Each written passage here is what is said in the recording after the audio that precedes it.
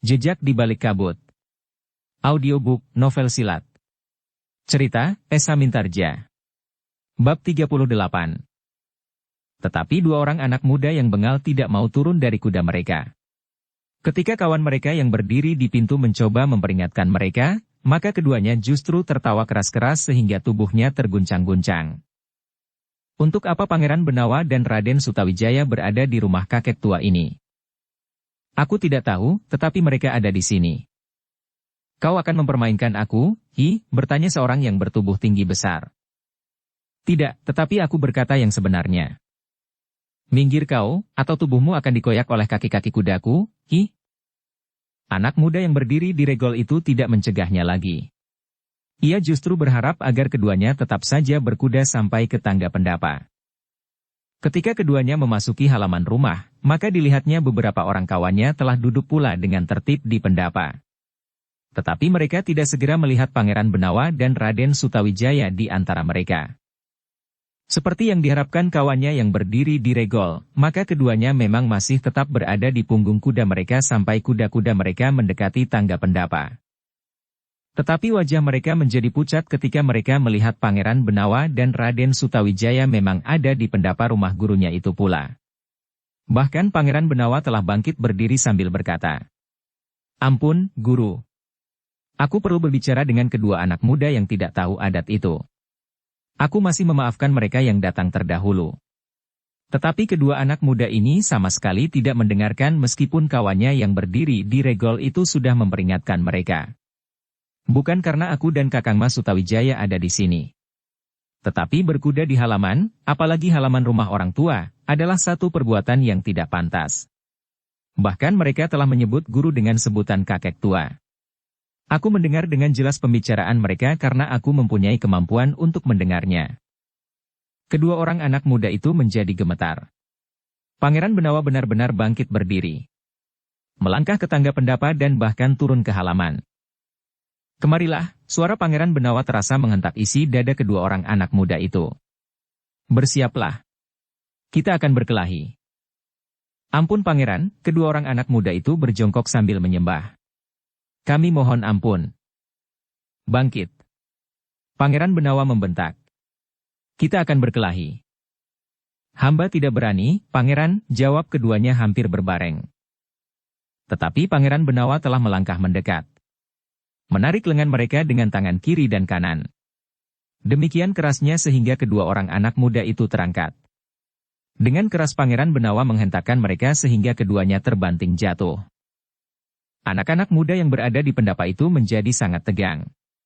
Sementara itu Raden Sutawijaya masih saja duduk di tempatnya tanpa bergeser sama sekali. Paksi pun masih saja duduk di tempatnya. Tetapi ia nampak menjadi gelisah. Sementara itu Ki Paningah sama sekali tidak berbuat apa-apa. Ia mengerti maksud Pangeran Benawa. Sejak semula, suasana perguruan itu memang harus berubah. "Bangkit. Jika kalian tidak mau bangkit, aku akan membunuh kalian berdua di sini. Tidak ada orang yang dapat mencegahnya. Tidak ada pula orang yang dapat menyalahkan aku. Aku sudah memberi waktu kepada kalian untuk mempersiapkan diri. Apalagi aku hanya seorang diri, sedangkan kalian berdua." Kedua orang anak muda itu memang bangkit. Tetapi mereka hanya berjongkok saja sambil menyembah pula. "Hamba mohon ampun," tanya kawannya yang lain. "Tidak," suara Pangeran Benawa lantang. "Bangkit dan berkelahi." Keduanya masih tetap berjongkok sehingga tiba-tiba saja tangan Pangeran Benawa menyambar wajah salah seorang dari mereka sehingga terdengar anak muda itu mengaduh kesakitan. Tubuhnya terguncang dan jatuh berguling di tanah. Sementara itu kaki Pangeran Benawa terayun menghantam kening anak muda yang seorang lagi. Untuk beberapa saat lamanya keduanya tidak mampu bangkit, sementara Pangeran Benawa berteriak, "Bangkit, anak-anak cengeng!" Dengan susah payah keduanya pun bangkit. Di wajah mereka terdapat noda kebiru-biruan. Seorang di antaranya bibirnya menjadi pecah dan berdarah. Seorang lagi matanya menjadi merah seperti bara. "Jika sekali lagi hal seperti ini kalian lakukan, maka aku akan membunuh kalian. Aku dan Kakang Mas Sutawijaya sejak sekarang adalah murid dari perguruan ini seperti kalian." Kedua anak muda itu sama sekali tidak menjawab. Tubuh mereka yang gemetar, serta ketakutan yang mencekam, membuat mereka seakan-akan tidak dapat berdiri tegak. Namun Pangeran Benawa pun kemudian berkata, "Naiklah." Kedua orang anak muda itu pun kemudian telah naik ke pendapa dan duduk di antara kawan-kawan mereka. Sikap Pangeran Benawa itu benar-benar membuat kejutan bagi anak-anak muda yang berguru kepada Ki Panengah. Mereka tidak lagi dapat bersikap seenaknya. Bukan karena mereka menjadi semakin hormat kepada Ki Panengah, tetapi karena di tempat ini duduk pula Pangeran Benawa dan Raden Sutawijaya. Ki Panengah memang belum berbuat apa-apa. Ia masih belum menunjukkan perubahan sikap. Ki Panengah masih saja duduk diam. Di sebelahnya duduk seorang yang dikenal dengan nama Ki Waskita. Baru sejenak kemudian, Ki Panengah itu pun berkata, "Selamat datang di perguruan ini anak-anakku. Aku tahu, untuk beberapa lama perguruan ini tidak berjalan sebagaimana seharusnya karena aku pergi meninggalkan kalian untuk kira-kira setahun. Tetapi aku menunjuk seorang saudaraku untuk menggantikan aku. Tetapi agaknya saudaraku itu tidak mendapat sambutan sebagaimana seharusnya." Anak-anak muda yang duduk di pendapa itu pun mendengarkan dengan jantung yang berdebaran. Jika saja Ki Panengah menjadi marah dan menghukum mereka, mereka tidak dapat berbuat apa-apa karena Pangeran Benawa dan Raden Sutawijaya ada di antara mereka. Tetapi Ki Panengah itu kemudian justru berkata, "Aku minta maaf kepada kalian. Sekarang, setelah aku kembali, maka aku telah diadili oleh orang tua kalian. Aku diwajibkan untuk mengembalikan citra perguruan ini. Perguruan ini harus pulih kembali. Bahkan harus menjadi sebuah perguruan yang benar-benar memiliki bobot yang tinggi. Karena itu, maka akan dilakukan beberapa pembenahan. Untuk itu maka aku harap kalian sampaikan kepada ayah kalian, bahwa besok mereka aku minta datang kemari. Aku akan berbicara dengan mereka." Beberapa orang anak muda yang duduk di pendapa itu merasa aneh mendengar perintah gurunya. Orang tua mereka harus datang. Apa hak Ki Panengah untuk memanggil orang tua mereka? Ayah mereka adalah para pemimpin, para senapati dan orang-orang yang mempunyai pengaruh yang kuat terhadap pemerintahan di Pajang. Namun ternyata Ki Panengah itu berkata selanjutnya, "Yang berhalangan datang, aku minta diwakili oleh orang yang dapat mengambil keputusan bagi kalian." Pendapa itu menjadi hening. Anak-anak muda itu merasa tidak senang dengan sikap Ki Panengah. Tetapi tidak seorang pun berani mengucapkannya, karena di pendapa itu terdapat Pangeran Benawa dan Raden Sutawijaya. Bahkan terdengar Pangeran Benawa itu berkata, "Akan aku sampaikan kepada ayahanda, guru." Sementara itu Raden Sutawijaya pun menyahut, "Aku harap bahwa ayahanda Sultan akan dapat datang. Jika tidak, maka ayah Ki Gede Pemanahanlah yang akan datang esok." "Terima kasih," sahut Ki Panengah. "Mudah-mudahan ayah anak-anak muda yang lain juga dapat datang esok." Tidak ada yang menyahut. Semuanya terdiam meskipun terasa ketegangan di jantung anak-anak muda yang ada di pendapa itu. Dalam pada itu, Ki Panengah masih memberikan beberapa penjelasan bagi anak-anak muda itu. Bahwa selanjutnya, hanya mereka yang bersungguh-sungguh sajalah yang akan diterima berguru di perguruan Ki Panengah itu. Ketika kemudian pertemuan itu dibubarkan, maka anak-anak muda itu masih tidak beranjak dari tempat mereka. Mereka menunggu Pangeran Benawa dan Raden Sutawijaya meninggalkan tempat itu. Baru kemudian setelah Pangeran Benawa dan Raden Sutawijaya minta diri, maka anak-anak muda itu pun turun pula dari pendapa. Tetapi mereka tidak berani langsung meloncat ke punggung kuda, karena Pangeran Benawa dan Raden Sutawijaya pun menuntun kuda mereka di halaman. Baru setelah mereka berada di luar regol, mereka naik ke atas punggung kuda mereka. Paksi pun kemudian telah meninggalkan pendapa itu pula bersama beberapa orang kawannya yang berjalan kaki. Paksi sengaja berjalan kaki, karena ia tidak mau dianggap terlalu sombong dengan kuda ganjaran yang telah diterimanya dari Pangeran Benawa. Di jalan pulang, Paksi mendengar beberapa orang kawannya yang menganggap sikap Ki Panengah itu aneh. "Kenapa Pangeran Benawa dan Raden Sutawijaya berguru pula kepada Ki Panengah?" bertanya salah seorang kawannya. "Entahlah," sahut yang lain. "Kehadiran mereka membuat kami merasa kecil. Aku tidak tahu, apakah ayahku mau datang esok. Mungkin ayah justru akan memanggil Ki Panengah." Tetapi Pangeran Benawa dan Raden Sutawijaya tidak merasa tersinggung atas sikap Ki Panengah itu. "Biarlah esok ayah datang. Biarlah ayah melihat apa yang akan terjadi esok. Apakah Ki Gede Pemanahan benar-benar datang? Apalagi Kangjeng Sultan sendiri. Paksi pun merasa gelisah pula. Seperti kawan-kawannya, ia pun harus menyampaikan kepada ayahnya, bahwa esok ayahnya diminta datang ke rumah Ki Panengah. Bagaimanapun juga sikap ayah, aku harus menyampaikannya. Mudah-mudahan ayah dapat datang dan mengetahui wewenang Ki Panengah sekarang ini. Namun bagaimanapun juga, Paksi menjadi berdebar-debar ketika ia ingin menyampaikan undangan Ki Panengah itu kepada ayahnya. Menjelang senja, ketika ayahnya duduk di peringgitan menghadapi minuman hangat dan beberapa potong makanan, Paksi telah menemuinya. Dengan dada yang berdebaran, Paksi duduk di hadapan ayahnya. Ada yang ingin aku sampaikan, ayah. Ayahnya memandang dengan dahi yang berkerut. Dengan singkat ayahnya bertanya. Apa? Aku ingin menyampaikan pesan Ki Panengah. Pesan buatku? Ya, ayah. Pesan apa? Paksi menarik nafas panjang. Katanya kemudian. Ki Panengah minta orang tua murid-muridnya datang ke perguruan. Tiba-tiba saja wajah Ki Tumenggung menegang. Gurumu memanggil aku? Bukan hanya ayah. Tetapi semua orang tua yang mengirimkan anak-anaknya berguru kepada Ki Panengah. Ki Panengah merasa bersalah karena meninggalkan perguruan untuk waktu yang terlalu lama. Ki Panengah berusaha untuk memenuhi perintah para orang tua, agar Ki Panengah berusaha memperbaiki dan menertibkan kembali perguruannya. Aku yang seharusnya memanggil gurumu. Juga orang-orang tua muridnya lah yang seharusnya memanggilnya. Jika perlu ia harus mendatangi kami seorang demi seorang. Bukan sepatutnya ia memanggil kami. Ayah, suara Paksi menjadi berat. Dua orang murid dari perguruan kami adalah Pangeran Benawa dan Raden Sutawijaya. Raden Sutawijaya sudah menyatakan bahwa Ki Gede Pemanahan akan datang jika Kangjeng Sultan berhalangan besok. Ki Gede Pemanahan? Bahkan Kangjeng Sultan? Apakah gurumu sudah gila? Tetapi begitulah keadaannya, ayah. Ki Gede Pemanahan besok akan datang. Wajah Ki Tumenggung menjadi sangat tegang. Bahkan terdengar giginya gemeretak.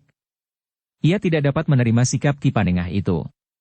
Tetapi bagaimana mungkin Ki Gede Pemanahan sendiri akan bersedia memenuhi undangan Ki Panengah? Bahkan Ki Tumenggung itu tidak dapat mengerti kenapa Pangeran Benawa dan Raden Sutawijaya harus dikirim ke perguruan itu. Kenapa Kangjeng Sultan tidak memanggilnya saja di hari-hari tertentu jika Ki Panengah itu memang diperlukan? Namun bagaimanapun juga, Ki Tumenggung merasa mendapat semacam tekanan bahwa ia harus hadir esok memenuhi panggilan Ki Panengah. Satu langkah yang tidak akan pernah dilakukan sebelumnya. Ki Panengah akan sangat menyesal seandainya besok Ki Gede Pemanahan tidak hadir, geram Ki Tumenggung. Kami, orang tua para muridnya tentu akan mengambil langkah tertentu untuk membuatnya jera. Paksi pun menjadi berdebar-debar. Ia pun tidak yakin bahwa Ki Gede Pemanahan akan hadir. Namun jika saja Pangeran Benawa dan Raden Sutawijaya besok datang ke rumah Ki Panengah, tentu tidak seorang pun yang akan berani berbuat sesuatu. Sore itu, Paksi telah pergi ke Kasatrian untuk menghadap Pangeran Benawa. Ia telah menceritakan sikap ayahnya ketika ia menyampaikan undangan dari Ki Panengah. Hamba kira, banyak orang tua yang bersikap seperti ayah hamba itu. Pangeran Benawa mengangguk-angguk. Namun katanya, Kakang Mas Sutawijaya sudah berbicara dengan Paman Pemanahan. Paman Pemanahan akan benar-benar datang esok. Syukurlah. Paksi mengangguk-angguk. Namun ia pun kemudian bertanya. Apakah Pangeran dan Raden Sutawijaya akan hadir? Ya, aku besok akan datang. Jika ayah hamba tidak berkeberatan, besok hamba juga akan datang, Pangeran. Kenapa ayahmu berkeberatan? Kadang-kadang hamba tidak dapat menebak apa yang sebenarnya ayah kehendaki.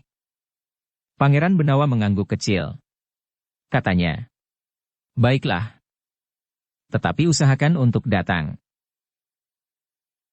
Paksi pun kemudian mohon diri dari Kasatrian. Meskipun Pangeran Benawa sudah dapat meyakinkannya bahwa Ki Gede Pemanahan akan datang besok, namun Paksi masih saja merasa gelisah. Karena itu, maka di malam harinya, Paksi tidak segera dapat tidur. Baru setelah lewat tengah malam Paksi pun terlelap.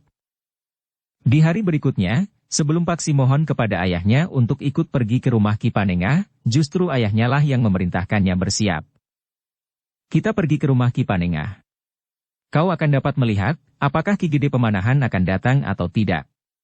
Ki Gede Pemanahan bukan seorang tua yang kerjanya hanya mendengarkan suara perkutut. Tetapi Ki Gede mempunyai banyak kesibukan. Paksi tidak menjawab. Tetapi ia memang menjadi berdebar-debar.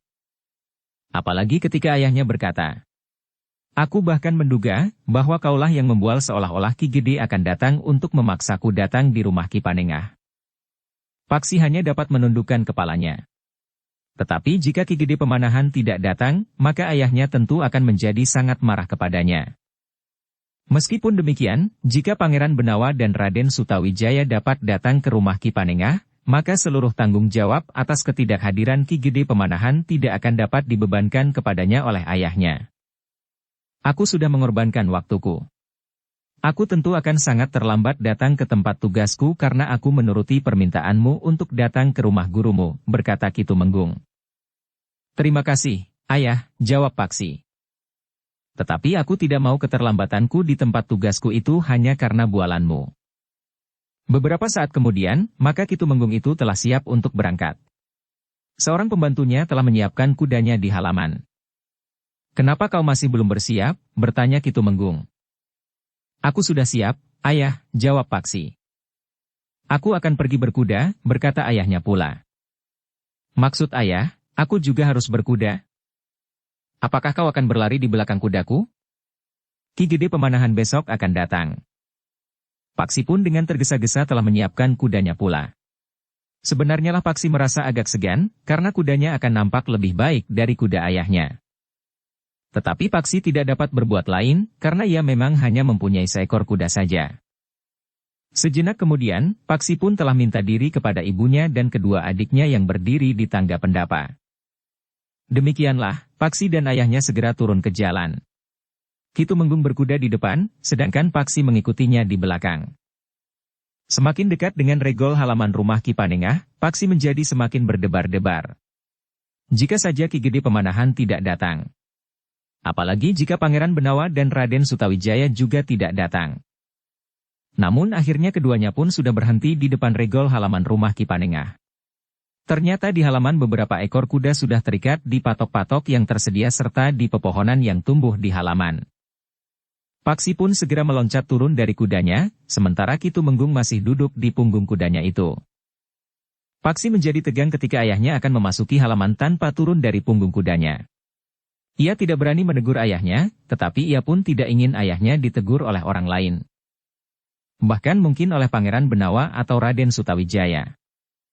Namun akhirnya Paksi itu pun berdesis. Mudah-mudahan Ki Gede Pemanahan sudah hadir, ayah. Ki Tumenggung mengerutkan dahinya. Ia melihat beberapa ekor kuda yang besar dan tegar seperti kuda yang dipakai oleh Paksi. Karena itu, maka Ki Tumenggung pun menduga bahwa di pendapa itu sudah hadir orang-orang yang sepatutnya dihormati. Tetapi apakah Ki Gede Pemanahan juga benar-benar hadir, bahkan telah hadir di pendapa, bertanya Ki Tumenggung di dalam hatinya. Ketika Ki Tumenggung dan Paksi menuntun kudanya memasuki halaman, maka dua orang telah menyambut mereka dan mempersilahkan mereka naik ke pendapa. Salah seorang dari mereka pun kemudian berdesis.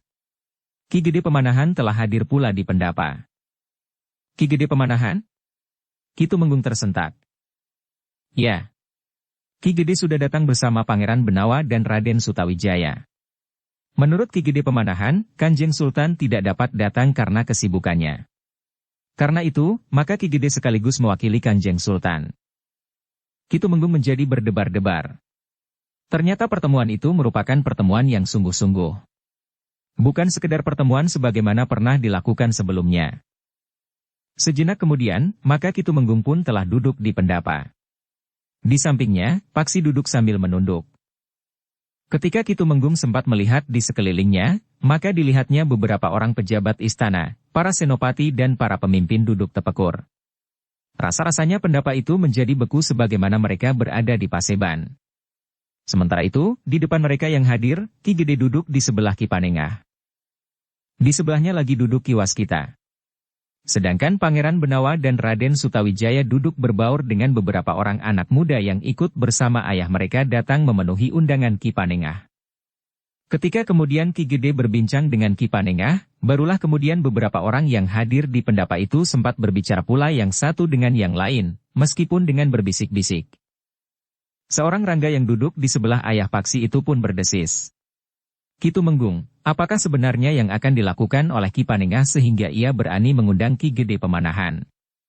Bahkan Kanjeng Sultan. Entahlah. Aku tidak tahu. Tetapi ternyata bahwa Ki Gede Pemanahan juga bersedia datang. Seorang tumenggung yang duduk di depan ayah Paksi sempat berpaling dan berdesis. Raden Sutawijaya ternyata juga dikirim untuk berguru di perguruan ini, sehingga Ki Gede sebagai orang tua Raden Sutawijaya merasa wajib pula memenuhi undangan Ki Panengah. Ayah Paksi itu mengangguk-angguk. Tetapi ia tidak bertanya-tanya lagi. Ternyata sejenak kemudian, pertemuan itu pun dimulai. Ki Panengah lah yang membuka pertemuan itu dengan kata-kata pengantarnya. Kemudian Ki Panengah itu pun menjelaskan maksudnya mengundang orang tua para murid yang dikirim berguru kepadanya. Ki Gede Pemanahan, para pejabat di istana, para pemimpin prajurit dan para pemimpin pemerintahan serta Kisanak semuanya yang telah mempercayakan anak-anaknya berguru di perguruan ini, perkenankanlah aku dengan sangat bersyukur menyatakan, bahwa aku telah menerima surat kekancingan yang baru dari Kanjeng Sultan tentang keberadaan perguruan ini serta wewenang yang dilimpahkan kepadaku. Para pemimpin yang hadir di pendapa itu pun menjadi berdebar-debar. Selama ini merekalah yang menentukan kebijaksanaan serta tugas dan wewenang Ki Panengah. Namun tiba-tiba Ki Panengah menyebut surat kekancingan dari Kanjeng Sultan dipajang. Meskipun sebelumnya perguruan Ki Panengah itu juga ditetapkan dengan surat kekancingan dari Kanjeng Sultan, tetapi wewenang Ki Panengah sangat terbatas. Segala sesuatunya terserah kepada para pemimpin dipajang yang mengirimkan anak-anak mereka berguru kepadanya. Karena itu, maka para pemimpin yang hadir di pendapa itu mendengarkan dengan sungguh-sungguh ketika kekancingan itu dibacakan. Bahkan Ki Panengah mohon kepada Ki Gede Pemanahan untuk membacakan surat kekancingan itu. Aku mohon, Ki Gede, berkata Ki Panengah sambil mengangguk hormat. Ki Gede Pemanahan tersenyum. Namun diterimanya surat kekancingan itu dari tangan Ki Panengah sambil berkata, "Baiklah, Ki Panengah.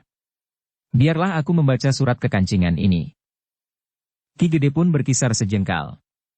Namun sebelum membaca surat kekancingan itu, Ki Gede itu pun berkata, "Tetapi sebelumnya aku ingin menyampaikan penyesalan Kanjeng Sultan, bahwa Kanjeng Sultan tidak dapat hadir sekarang ini. Sebenarnya Kanjeng Sultan juga ingin menetapi kewajibannya sebagai seorang ayah yang mengirimkan anaknya ke perguruan ini. Tetapi karena kesibukan yang tidak dapat ditinggalkan, maka Kanjeng Sultan terpaksa tidak dapat hadir." Para pemimpin yang hadir di pendapa rumah Ki Panengah itu menjadi berdebar-debar. Agaknya Ki Panengah tidak main-main dengan rencananya yang agaknya langsung diajukannya kepada Kanjeng Sultan dan bahkan telah mendapat persetujuannya. Sejarak kemudian, maka Ki Gede Pemanahan pun telah membacakan surat kekancingan tentang perguruan yang dipimpin oleh Ki Panengah itu. Hak, wewenang dan kewajibannya. Di surat kekancingan itu juga disebutkan bahwa Ki Panengah mendapat hak untuk membuka hutan jabung untuk membangun padepokannya serta tanah pendukungnya yang cukup luas. Demikian Ki Gede Pemanahan selesai membacakan surat kekancingan itu, maka ketegangan pun mencengkam jantung setiap orang yang hadir dalam pertemuan itu.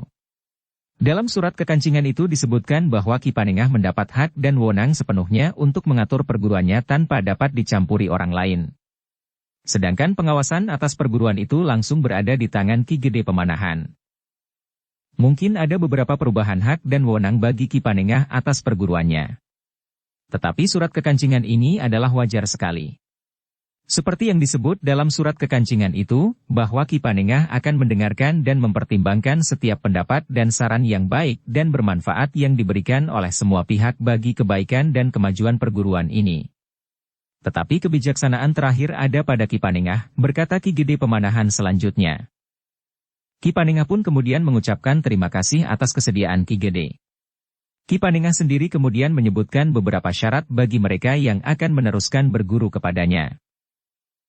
Kita akan bekerja keras. Kita akan membuka hutan dan tidak lagi menggantungkan hidup perguruan kita kepada orang lain. Setiap orang yang berguru kepadaku akan tinggal di padepokan dan terikat pada ketentuan dan paugeran yang sangat mengikat. Karena itu, aku mohon kepada mereka yang akan mengirimkan putra-putranya ke perguruanku untuk mempertimbangkannya dengan sungguh-sungguh.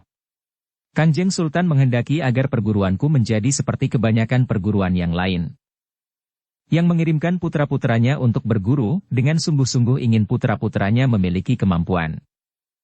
Bukan sekedar pernyataan bahwa pernah berguru di sebuah perguruan yang diakui kehadirannya oleh Kanjeng Sultan tetapi tidak mampu mandiri. Pernyataan Ki Panengah itu memang menimbulkan berbagai tanggapan di hati beberapa orang yang ada di pendapa rumahnya. Sebagian dari mereka menjadi kecewa, tetapi sebagian justru menjadi mantap. Mereka berharap bahwa anak-anak mereka benar-benar akan menjadi orang-orang yang berilmu. Bukan sekedar hilir mudik, bergerombol di simpang-simpang 4, bahkan mengganggu orang-orang lewat, karena mereka merasa memiliki kemampuan yang tinggi karena mereka sudah berguru, selain sandaran yang kokoh karena orang tua mereka adalah pemimpin. Di bagian terakhir dari pertemuan itu adalah beberapa pesan singkat yang disampaikan oleh Ki Gede Pemanahan. Ki Panengah pun memberikan kesempatan kepada mereka yang hadir untuk menyatakan pendapat mereka. Namun tidak seorang pun yang mempergunakan kesempatan itu untuk berbicara. Baiklah, berkata Ki Panengah. Aku akan segera memulai membuka hutan jabung. Karena itu, maka dalam 2 pekan ini aku harus sudah mendapat kepastian, siapakah yang akan tetap berguru di perguruan ini seizin orang tua mereka masing-masing.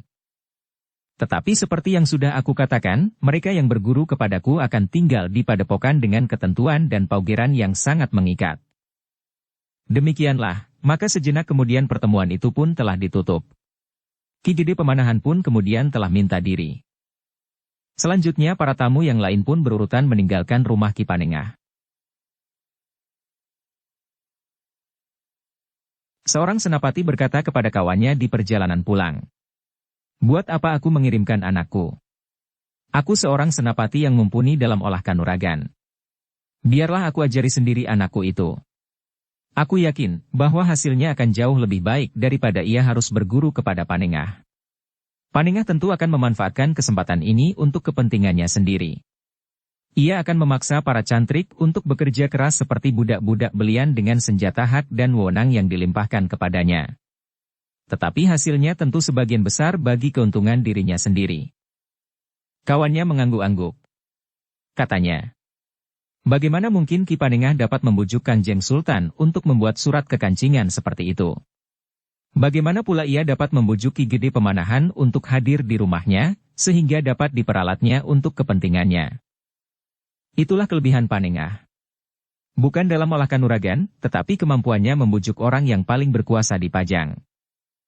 Namun beberapa orang yang lain justru menanggapi perubahan tatanan dalam perguruan Ki Panengah itu dengan harapan. Jika perguruan itu menjadi lebih baik, maka anaknya pun akan mendapat tuntunan berbagai macam ilmu dengan lebih baik pula. Aku akan melihat perkembangannya, berkata seorang tumenggung kepada kawannya. Mudah-mudahan menjadi semakin baik. Jika justru menjadi semakin buruk, aku akan memanggil anakku keluar dari perguruan itu. Aku justru berpengharapan, sahut seorang rangga. Mudah-mudahan perguruan Ki Panengah akan menjadi perguruan yang diperhitungkan. Hasilnya pun akan memuaskan pula.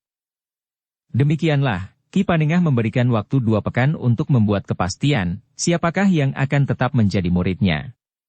Yang akan bersama-sama membangun sebuah padepokan dengan mempersiapkan lingkungan pendukungnya. Dalam pada itu, Ki Tumenggung Sarpa Biwada menjadi bimbang. Apakah ia akan menyerahkan Paksi ke perguruan itu atau tidak? Tetapi jika Paksi diserahkan kepada perguruan itu, maka tanpa diusirnya, Paksi sudah tidak akan berada di rumahnya lagi. Tetapi itu tidak menyelesaikan persoalan, berkata Ki Tumenggung di dalam hatinya. Pada suatu saat ia tentu akan pulang. Segala-galanya akan menjadi kacau. Ketika Ki Sarpa Biwada itu meninggalkan rumah Ki Panengah, ia pun telah memerintahkan Paksi langsung pulang. Ki Tumenggung sendiri akan pergi ke tempat tugasnya. Apakah kau akan tetap berguru kepada Ki Panengah atau tidak? Akan aku pikirkan lagi, berkata Ki Tumenggung kepada Paksi ketika mereka berpisah. Paksi tidak menjawab. Ia berharap bahwa ayahnya akan menyerahkannya kepada Ki Panengah untuk memasuki padepokan yang akan dibangunnya. Aku tidak pernah membantah perintah ayah, berkata Paksi di dalam hatinya. Tetapi jika ayah tidak menyerahkan aku kembali ke perguruan, maka untuk pertama kalinya aku menolak sikap ayah. Ketika Paksi itu kemudian sampai di rumah, maka ibunya pun segera bertanya. Di mana ayahmu? Ayah langsung pergi ke tempat tugasnya, Ibu, jawab Paksi. Ibunya mengangguk-angguk. Tetapi ia pun bertanya pula. Apakah Ki Gede Pemanahan benar-benar datang ke rumah Ki Panengah? Ya, Ibu. Ki Gede benar-benar datang bersama Pangeran Benawa dan Raden Sutawijaya. Lalu, apa saja yang dibicarakan dalam pertemuan itu? Paksi pun kemudian menceritakan rencana pembangunan kembali perguruan yang sudah hampir kehilangan wibawanya itu. Bagaimana dengan kau? Apakah kau akan kembali ke perguruan itu? Maksudku demikian, Ibu. Tetapi aku masih menunggu keputusan ayah. Ibunya mengangguk-angguk. Tetapi seperti kata Paksi, ibunya tidak dapat membayangkan keputusan apa yang akan diambil oleh Ki Tumenggung. Namun di siang hari, ketika Ki Tumenggung pulang, maka ia pun langsung mencari Paksi. Dipanggilnya Paksi untuk duduk di serambi samping. Aku perlu berbicara dengan kau, Paksi, berkata ayahnya. Paksi menjadi berdebar-debar. Dengan kepala tunduk ia duduk di sebelah ayahnya di sebuah lincak yang panjang. Lincak yang dibuat dari pring tutul yang manis. Paksi, berkata ayahnya. Aku sudah mengambil keputusan. Kau dapat melanjutkan berguru kepada Ki Panengah. Paksi mengangkat wajahnya yang menjadi cerah. Dengan nada dalam Paksi pun menyahut. Terima kasih, ayah. Aku berharap kau akan mendapat manfaat yang besar dari perguruan yang akan mempunyai tatanan yang baru itu. Aku berharap bahwa kau akan dapat menjadi seorang yang berarti. Terima kasih, ayah. Aku akan berusaha sebaik-baiknya memenuhi keinginan ayah. Kau harus bersungguh-sungguh, Paksi. Kau harus menyadap ilmu dari perguruan itu sampai tuntas. Paksi merasa gembira sekali akan keputusan ayahnya. Ia pun merasakan sikap ayahnya yang berbeda. Agaknya ayahnya pun menjadi sangat mantap dan bersungguh-sungguh. Bahkan ayahnya itu menepuk bahunya dan berkata dengan lembut. Kau adalah harapan keluarga di masa depan, Paksi. Ayah, suara Paksi menjadi sendat. Aku akan berusaha untuk dapat memenuhi harapan ayah dan keluarga ini. Mudah-mudahan Yang Maha Agung memberikan jalan kepadaku. Mohonlah. Maka kau akan mendapatkannya. Paksi menarik nafas dalam-dalam. Ia merasa mendapat suatu anugerah yang besar, bahwa justru ayahnya telah menyatakan persetujuannya sebelum Paksi memohonnya. Bahkan sikap ayahnya pun demikian baik kepadanya, sehingga rasa-rasanya ayahnya belum pernah bersikap demikian lembut sebelumnya. Nah, pergilah kepada gurumu.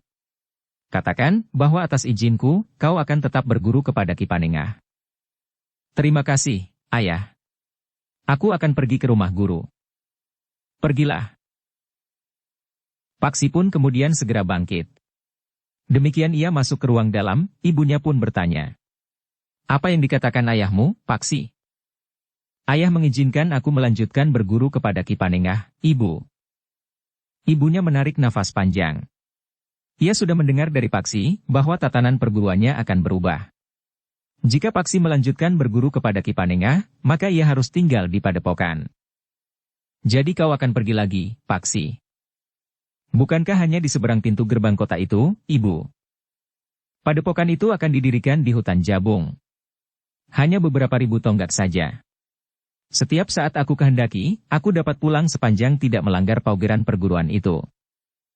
Ibunya mengangguk. Katanya. Mudah-mudahan kau mampu menguasai ilmu yang diturunkan oleh gurumu. Doakan, Ibu. Ibunya mengangguk. Namun sebelum ia mengatakan sesuatu, adik laki-laki Paksi pun mendekat sambil berkata. Ibu, aku juga akan mohon izin kepada ayah untuk ikut berguru kepada Ki Panengah seperti Kakang Paksi. Ibunya memandang anaknya itu sambil tersenyum. Katanya.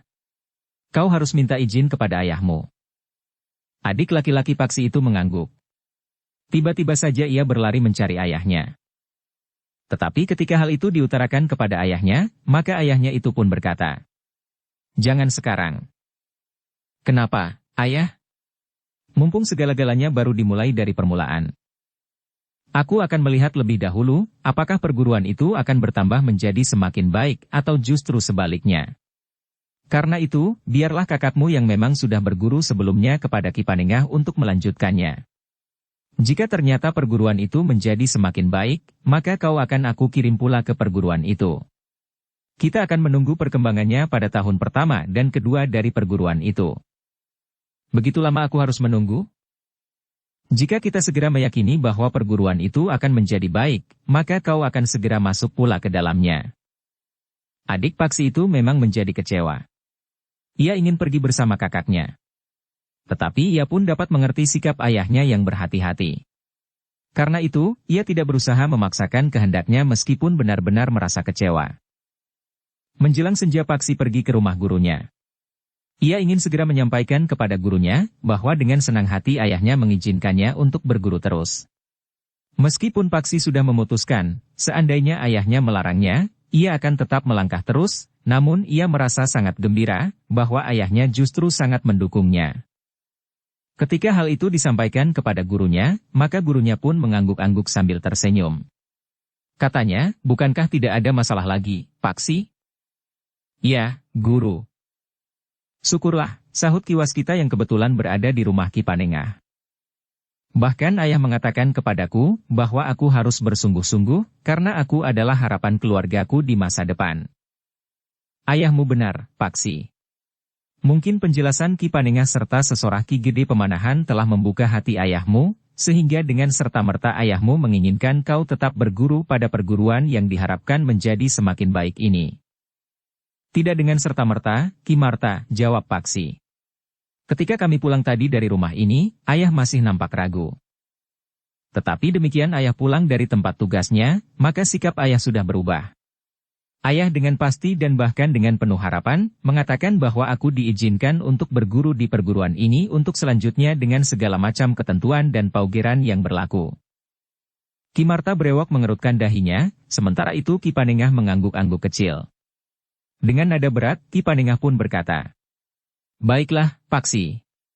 Kami pun berpendapat bahwa kau harus tetap berada di perguruan ini. Apalagi kini Pangeran Benawa dan Raden Sutawijaya juga berguru di perguruan ini, meskipun aku yakin bahwa ilmu mereka lebih tinggi dari ilmuku. Tetapi keduanya berniat untuk mengangkat derajat perguruan ini. Jika pada suatu saat perguruan ini sudah berjalan dengan baik, keduanya akan dengan puas mengundurkan diri, meskipun kita berharap bahwa keduanya masih akan tetap memelihara keterikatan dengan perguruan kita." Paksi berada di rumah gurunya untuk beberapa lama. Ketika malam menjadi semakin malam, maka Paksi pun telah minta diri.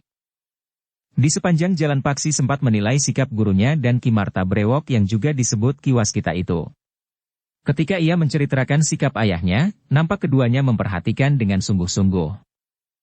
Tetapi aku tidak tahu, apakah tanggapan mereka sebenarnya terhadap sikap ayah. Namun Paksi pun kemudian telah menilai sikap ayahnya pula. Seperti yang dikatakannya kepada gurunya, sikap ayahnya seakan-akan berubah dengan tiba-tiba. Mungkin ayah sempat berbicara dengan kawan-kawan ayah di tempat tugasnya, berkata Paksi di dalam hatinya. Dalam pada itu, ketika batas waktu yang ditentukan oleh Ki Panengah itu sudah habis, maka Ki Panengah telah memanggil anak-anak muda yang menyatakan dirinya untuk terus berguru di perguruan itu bersama orang tua mereka. Memang tidak terlalu banyak. Tidak lebih dari 15 orang anak muda. Tetapi nampak pada wajah mereka kesungguhan pada anak-anak muda itu untuk berguru. Demikian pula pada orang tua mereka. Mereka nampaknya menyerahkan anak-anak mereka dengan penuh kepercayaan. Di antara orang tua yang hadir mengantar anaknya adalah Ki Gede Pemanahan. "Kita akan segera memulai," berkata Ki Panengah. "Gasnya," berkata Paksi di dalam hatinya. Sebenarnya lah Ki Panengah telah memutuskan bahwa anak-anak muda yang telah mantap untuk berguru kepadanya itu, untuk datang di hari berikutnya. Katanya, "Sejak besok, kalian tidak akan pulang lagi. Kalian akan berada di padepokan yang untuk sementara akan berada di rumah ini. Sementara itu, kita akan mulai membuka hutan jabung. Membangun sebuah padepokan dan kemudian menempatinya. Kita tidak perlu tergesa-gesa, karena untuk sementara kita sudah mempunyai tempat meskipun kurang memenuhi syarat." Dalam pertemuan itu, Ki Gede Pemanahan telah menawarkan bantuan bagi Ki Panengah. Dengan sungguh-sungguh Ki Gede berkata, "Ki Panengah, jika Ki Panengah memerlukan bantuan untuk membuka hutan, maka aku akan dapat mengerahkan beberapa kelompok prajurit. Dengan bantuan mereka, rencana Ki Panengah untuk membangun sebuah padepokan dengan tanah pendukungnya dengan membuka hutan jabung akan dapat dengan segera terwujud." Terima kasih, Ki Gede. Kami akan sangat berterima kasih atas bantuan yang Ki Gede tawarkan kepada kami. Tetapi untuk sementara biarlah anak-anak kami yang melakukannya. Mereka sebaiknya merasakan betapa mereka harus bekerja keras untuk menyongsong masa depan yang lebih baik. Mereka pun harus menempa diri, wadak dan jiwanya. Tetapi pada suatu saat, mungkin sekali kami memang memerlukan bantuan itu. Ki Gede Pemanahan tersenyum. Katanya, aku setuju dengan sikap Ki Panengah. Anak-anak itu harus diperkenalkan dengan kerja. Mereka tidak seharusnya begitu saja memasuki sebuah bangunan yang sudah siap mereka tempati. Tetapi mereka akan ikut merasakan betapa mereka harus bekerja keras untuk mewujudkannya. Dengan demikian mereka akan merasa ikut memiliki dan akan memelihara bangunan itu. Wujud dan roh dari bangunan itu. Terima kasih atas pengertian Ki Gede Pemanahan. Tetapi jika pada suatu saat Ki Panengah memerlukannya, aku akan menyediakannya. Mungkin ada sesuatu yang tidak teratasi oleh anak-anak serta persoalan-persoalan yang tidak terpecahkan, aku akan berusaha membantunya. Pada saatnya aku akan menghadap Ki Pemanahan. Sekali lagi aku mengucapkan terima kasih. Pertemuan itu memang tidak berlangsung terlalu lama. Ki Gede Pemanahan pun kemudian minta diri pula. Besok Pangeran Benawa dan Sutawijaya akan datang untuk tinggal di padepokan ini. Demikianlah Ki Gede Pemanahan meninggalkan padepokan itu, maka yang lain pun telah minta diri pula. Ki Tumenggung Sarwa Biwada juga minta diri. Tetapi ketika Paksi minta izin untuk tinggal sebentar di rumah gurunya, Ki Tumenggung tidak berkeberatan. Aku akan langsung ke tempat tugasku. Sebaiknya kau harus segera pulang mempersiapkan segala sesuatunya yang akan kau bawa esok. Baik, ayah, jawab Paksi. Sepeninggal ayahnya, maka Paksi pun telah ikut membantu gurunya, Ki Waskita dan beberapa orang pembantu di rumah itu untuk mempersiapkan segala-galanya. Ruangan-ruangan untuk tidur. Untuk makan, untuk mendengarkan uraian-uraian serta sesorak-serta menyiapkan sanggar tertutup dan terbuka. Lewat tengah hari, maka Paksi pun telah minta diri pula. Ya. Kau harus minta izin kepada ayahmu. Pulanglah, berkata gurunya. Bukankah ayahmu tadi berpesan agar kau segera pulang? Biarlah persiapan ini tidak diselesaikan sampai tuntas. Anak-anak besok harus ikut mengatur pula ruangan-ruangan yang akan mereka pergunakan sendiri. Ketika Paksi sampai di rumah, ayahnya memang belum pulang. Ibunya lah yang menyambutnya di pintu peringgitan. Karena itu, ketika Paksi melangkah menuju ke seketeng, ia pun segera berbelok naik ke pendapa dan mendapatkan ibunya yang agaknya memang telah menunggunya. Apakah ayahmu langsung pergi ke tempat tugasnya, Paksi? Bertanya ibunya demikian Paksi naik ke pendapa. Ya, ibu. Dan kau? Ki Panengah. Aku tinggal untuk beberapa lama di rumah guru. Persoalan apa yang dibicarakan dalam pertemuan itu? Besok aku mulai masuk ke padepokan. Tatanan perguruan Ki Panengah sekarang berbeda dengan tatanan sebelumnya. Setiap murid dari perguruan Ki Panengah harus tinggal di padepokan. Sejak kapan kau akan tinggal di padepokan itu, Paksi? Sejak besok, Ibu. Besok? Begitu tiba-tiba? Sebenarnya juga tidak begitu tiba-tiba, Ibu. Bukankah guru telah memberitahukan sejak 2 pekan lalu? Tetapi aku tidak mengira bahwa pelaksanaannya begitu cepat. Sementara itu aku belum mempersiapkan apa-apa bagimu. Apa yang harus dipersiapkan? 1-2 lembar pakaian sudah cukup, Ibu. Bukankah aku mempunyai lebih dari itu? Ibunya menarik nafas dalam-dalam. Paksi yang pernah mengembara sampai lebih dari setahun, tentu mempunyai pengalaman yang cukup. Tinggal di sebuah padepokan dimanapun tempatnya adalah jauh lebih baik dari sebuah pengembaraan. Meskipun demikian ibunya itu pun berkata, siapkanlah. Pakaianmu yang manakah yang akan kau bawa? Mungkin kau memerlukan bekal yang lain. Aku hanya akan membawa sepengadek pakaian saja, Ibu. Akan kau bawa uangmu? Terbang itu, Paksi? Tidak, Ibu. Aku tidak akan dapat mempergunakannya. Karena itu, sebaiknya Ibu saja yang mempergunakannya jika Ibu memerlukannya. Ibunya tersenyum. Katanya, semua kebutuhanku sudah tercukupi, Paksi. Ibu juga sedikit-sedikit mempunyai tabungan selain perhiasan. Mungkin adik-adikku memerlukannya, Ibu. Ibunya masih tersenyum. Tetapi Paksi menjadi heran bahwa mata ibunya menjadi basah. "Ibu," desis Paksi. Ibunya mengusap matanya. Katanya, "Aku terlalu berharap padamu, Paksi." "Apa yang ibu harapkan?" "Terbang itu, Paksi. Hari depanmu yang baik." "Menurut ayah, aku harus memohon, maka aku akan mendapatkannya." "Iya, anakku." Memohon dalam doa sambil berusaha sekuat tenaga. Dengan mempergunakan nalar budi yang telah dikurniakan kepadamu dengan dukungan wujud kewadaganmu. Paksi mengangguk sambil berdesis. "Ya, ibu." Ibunya masih mengusap matanya yang basah. Namun kemudian ibunya itu pun berkata, "Marilah anakku. Bersiap-siaplah." Di dalam biliknya Paksi masih sempat merenungi sikap ayahnya, ibunya, gurunya dan Ki Waskita. Paksi itu pun kemudian menarik nafas panjang. Memang mungkin ayahnya justru menjadi gembira bahwa ia akan dapat menjadi sandaran keluarga di masa datang. Tetapi mungkin ayahnya menjadi gembira justru karena ia akan pergi dari rumah itu. Tetapi Paksi pun kemudian menarik nafas panjang. Gumamnya, "Apapun alasannya, tetapi ayah tidak menghalangi aku berguru kepada Ki Panengah." Menjelang sore hari, ayah Paksi itu pulang dari tempat tugasnya. Adalah tidak terbiasa ia begitu memperhatikan Paksi. Demikian ayahnya pulang, maka ia langsung mencari Paksi untuk menanyakan apakah persiapan Paksi sudah lengkap. "Sudah, ayah," jawab Paksi. "Apa saja yang akan kau bawa?" "Sepengadik pakaian. Perguruan Ki Panengah." "Hanya itu?" "Aku tidak memerlukan apa-apa lagi, ayah." Ayahnya mengangguk-angguk.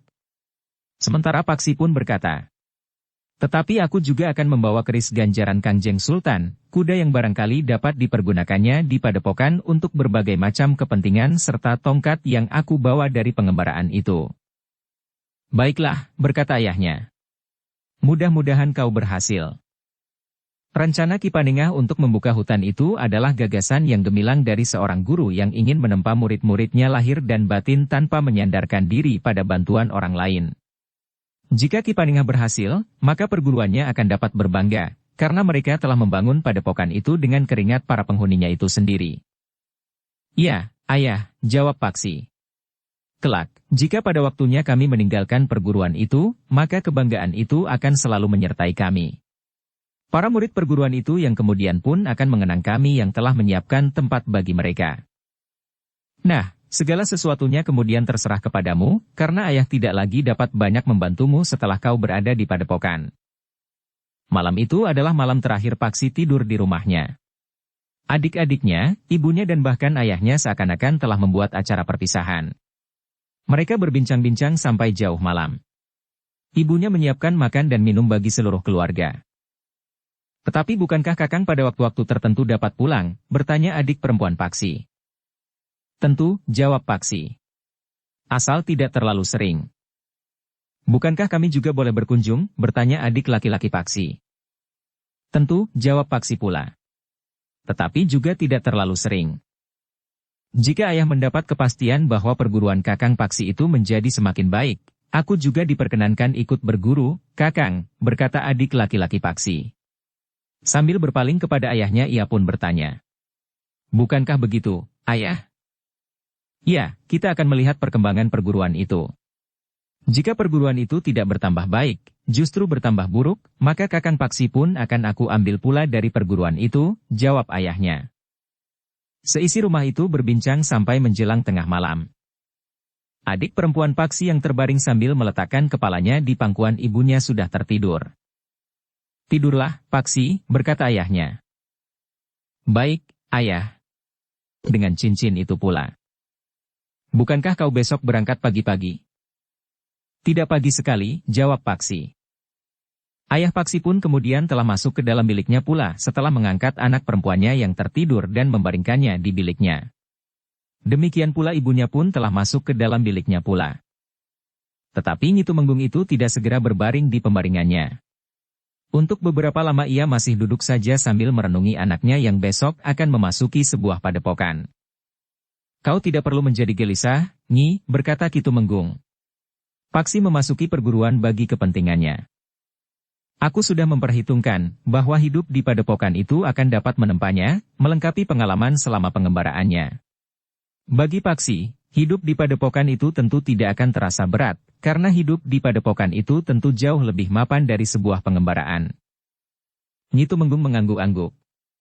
Tetapi ia tidak dapat menyingkirkan kecurigaannya, bahwa bagi Ki Tumenggung, padepokan itu akan menelan Paksi untuk selamanya, karena Ki Tumenggung memang berniat untuk menyingkirkan Paksi. Tetapi Nyi Tumenggung masih dapat menghibur diri, bahwa padepokan yang akan dibangun di hutan Jabung itu letaknya tidak terlalu jauh. Malam itu, Nyi Tumenggung hanya sempat tidur beberapa saat. Pagi-pagi sekali ia sudah bangun dan pergi ke dapur untuk mempersiapkan makan dan minum bagi Paksi sebelum ia berangkat ke rumah gurunya yang untuk sementara akan menjadi sebuah padepokan meskipun kurang memenuhi syarat. Selanjutnya Paksi akan berada di padepokan itu untuk seterusnya. Paksi pun ternyata telah bangun pula. Seperti biasanya Paksi telah menimba air untuk mengisi jambangan di pakiwan. Kemudian mandi dan berbenah diri. Disiapkannya pakaian yang akan dibawanya. Tongkatnya dan keris yang telah dimintanya dari ibunya. Bersambung ke bab 39. Dukung kami dengan subscribe, follow, like, komen dan share. Terima kasih.